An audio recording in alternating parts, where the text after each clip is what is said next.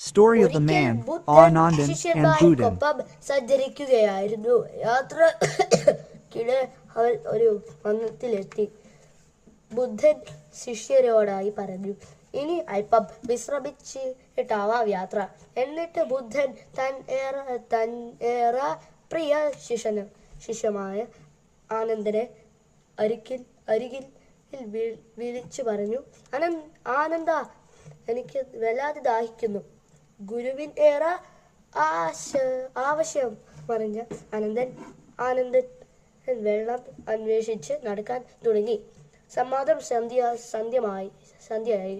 എവിടെയും വെള്ളം കണ്ടെത്താൻ ആനന്ദന് കഴിയില്ല. പെട്ടെന്ന് ഒരു അരുവി ആനന്ദൻ കണ്ടു. അദ്ദേഹം സന്തോഷത്തോടെ തൻ പാത്രവുമായി ഓടി അരുവിയുടെ കരയിലെത്തി. പക്ഷെ അവിടെ കണ്ട കാഴ്ച ആനന്ദനെ ദുഃഖത്തിലായി. അരുവി മുഴുവൻ കലങ്ങി മറിഞ്ഞിരിക്കുന്നു. ആനന്ദൻ നോക്കിയപ്പോൾ കുറച്ചപ്പുറത്തായി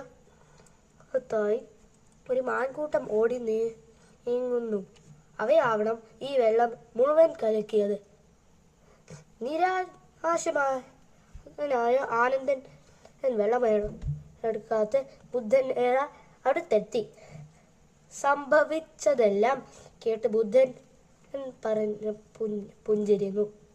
എന്നിട്ട് പറഞ്ഞു, ആനന്ദ, എനിക്ക് ആ വെള്ളം മതി, പോയി കൊണ്ടുവരൂ. ആനന്ദൻ ആശ്ചര്യപ്പെട്ടു. എങ്കിലും ഗുരുവിൻ വാക്ക് മാനിച്ച ആനന്ദനും വീണ്ടും അരുവിയുടെ കരയിലെത്തി. അദ്ദേഹം അത്ഭുതപ്പെട്ടു പോയി. വെള്ളത്തിലെ ചെളിയെല്ലാം നീങ്ങി തെളിഞ്ഞിരുന്നു. ആനന്ദൻ സന്തോഷത്തോടെ വെള്ളവുമായി ബുദ്ധൻ അരികെയിലെത്തി. ബുദ്ധൻ പറഞ്ഞു, ആനന്ദ, നമ്മുടെ മനസ്സിൻ അവസ്ഥയും ഇത് തന്നെയാണ്. മനസ്സ് അസ്വസ്ഥമാക്കുമ്പോൾ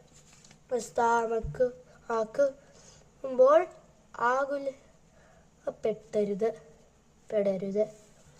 ക്ഷമയോടെ കാത്തിരിക്കുക. മനസ്സ് ശാന്തമാക്കുന്നവരെ ക്ഷമയാണ് ഏറ്റവും വലിയ പ്രാർത്ഥന. Thank you.